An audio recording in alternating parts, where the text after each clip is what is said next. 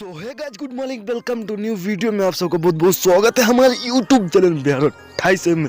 हाँ दोस्तों, हम बातचीत करने वाले हैं प्रमोद प्रेम यादव के बारे में, न्यू सॉन्ग के बारे में। हाँ दोस्तों, इसी बारे में बहुत ही ज़रा जानकारी देने वाला हूँ, तो हमारे वीडियो को लास्ट तक देखते रहे। और जो लोग हमारे चैनल में नए हैं वो लोग हमारे चैनल को फटाफट से दिल से सब्सक्राइब कर लीजिए, क्योंकि भोजपुरी से रिलेटेड गाना के बारे में हमारे चैनल में आता है। हाँ तो दोस्तों, हमारे वीडियो को लास्ट तक देखते रहे और बिना समय लेते देकर आपको वीडियो को शुरू कर देते हैं। प्रमोद प्रेम यादव का न्यू सॉन्ग का नाम है पागल प्रेमी। जी दोस्तों, आप सब बिल्कुल सही सुने हैं, पागल प्रेमी। प्रमोद प्रेम यादव का बहुत ही सुंदर एंड ब्लास्ट सॉन्ग होने वाला है।